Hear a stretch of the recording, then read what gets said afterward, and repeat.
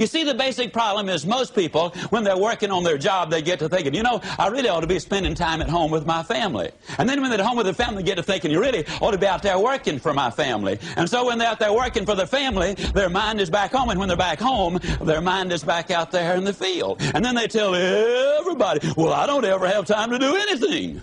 No wonder you're always traveling. You see, the basic problem is not lack of time, it is lack of direction. We all have exactly the same amount of time, whether we're a millionaire or a pauper. All of us have 24 hours every single day.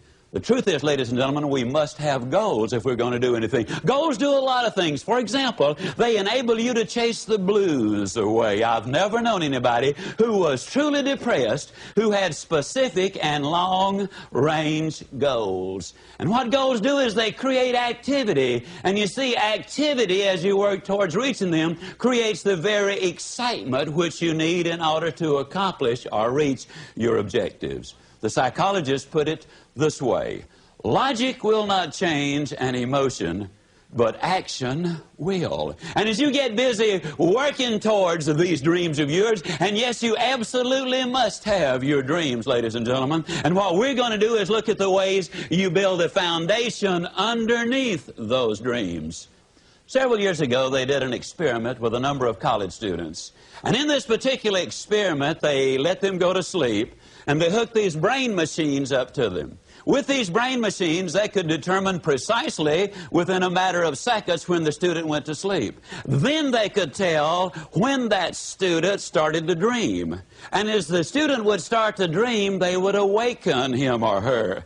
And then they'd let them go back to sleep, and that is no problem. But when they started to dream, they would awaken them again. And with those brainwave machines, they can tell exactly when they start to dream. At the end of one night of this kind of treatment, many of the students were nervous and fidgety. At the end of 2 nights of this kind of treatment, where they had a reasonable amount of sleep, but no dreaming, they became very irritable and very short and very cross. At the end of just 3 nights of a reasonable amount of sleep, but no dreaming, they could tell that some of them were headed for some psychological difficulties. And so what they did was they aborted the experiment. Now, about 24 hours later, most of the students were back to normal. Within a week, all of them had returned 100%. But the experiment proved something very conclusively, and that's this: when you're asleep, ladies and gentlemen, you need your dreams. I'm here to tell you that when you're wide awake, you also need your dreams. You must have your goals. You'll never make it as a wandering generality. You must become a meaningful specific.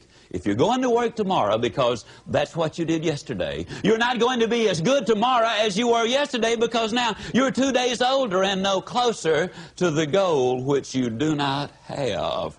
You can't make it as a wandering generality. Most people understand you got to become a meaningful specific. It reminds me of an experiment done some little while ago by Jean-Henri Fabre, the great French naturalist.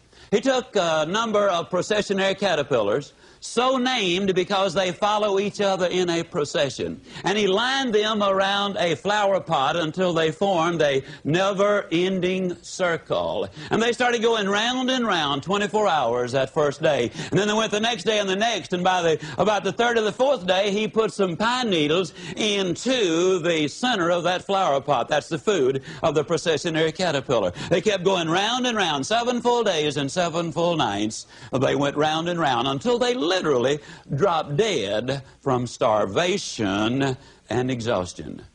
With an abundance of food less than 6 inches away, they had starved to death because they confused activity with accomplishment.